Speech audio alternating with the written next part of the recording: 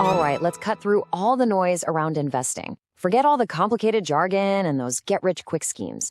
Today, we're talking about simple, common-sense ways to actually grow your money.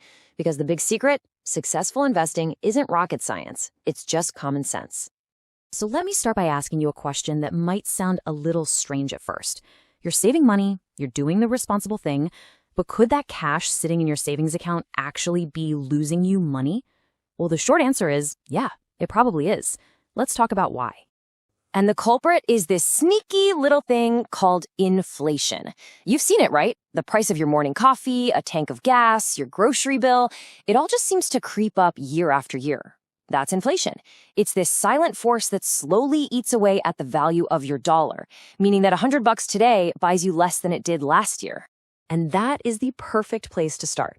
Because once you understand this, you get why just parking your money in a savings account is not a winning strategy for building real long-term wealth. This really breaks it down for us. Saving is all about security. It's for your emergency fund. It's for short-term goals. It's safe. But investing, that's about growth. That's about putting your money to work so it can grow faster than inflation is eating it away. And this is where the magic really happens. Investing can create something called passive income. Now, what's that? It's money your money makes for you, things like dividends or interest, without you having to lift a finger. It's the engine that can power you towards real financial freedom. Okay, so if we're going to do this investing thing, what do we actually use? What are the tools of the trade? Let's open up the toolkit and look at the absolute basics. First up, you've got stocks. You've heard of them. When you buy a stock, you're literally buying a tiny little piece of a company. Now, because you're an owner, you have the potential for really high returns, but it also means there's more risk. The value can go up and down a lot, so it's really for people thinking long-term. Next, we have bonds. The easiest way to think about a bond is that it's a loan. You are lending your money to a big company or even the government, and in return for that loan, they promise to pay you back with interest. They're generally way less risky than stocks, offering more stability. And finally, there are ETFs, or exchange-traded funds. Now, these are super interesting. Imagine a shopping basket that holds hundreds of different stocks or bonds all at once. An ETF lets you buy that entire basket with just one purchase. It's an awesome, simple way to get a ton of diversification instantly. So this chart kind of puts it all together. You can see the trade-offs crystal clear.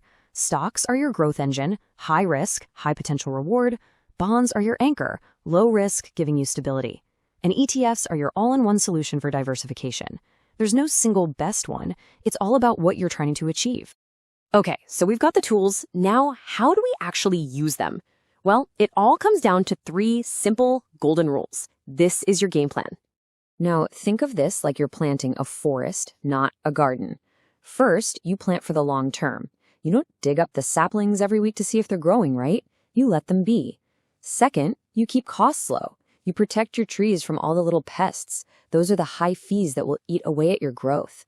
And third, you diversify. You plant different kinds of trees, so if one gets a disease, your whole forest doesn't die. That's it. Long-term, low-cost, diversified. All right, you've got the tools, you've got the rules. But there's one last piece of this puzzle, and it might be the most important. You have to master your own mind.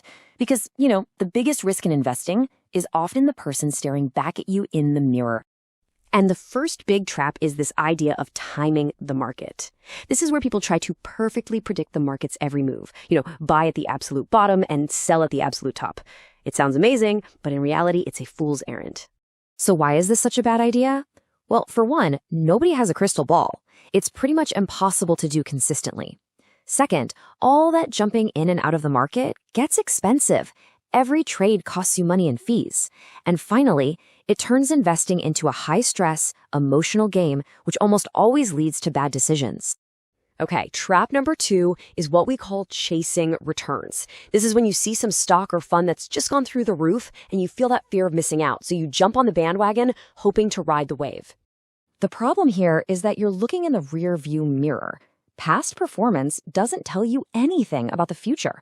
And what's worse, it makes you do the exact opposite of what you're supposed to do.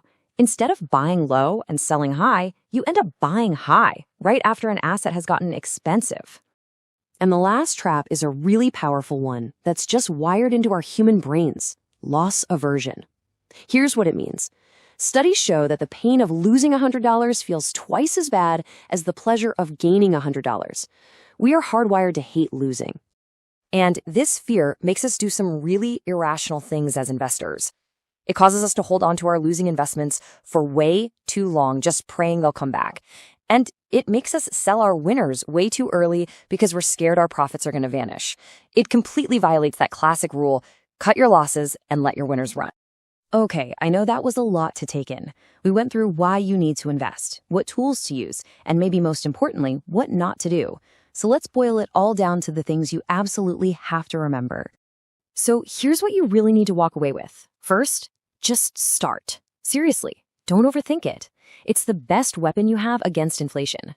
Second, keep it simple.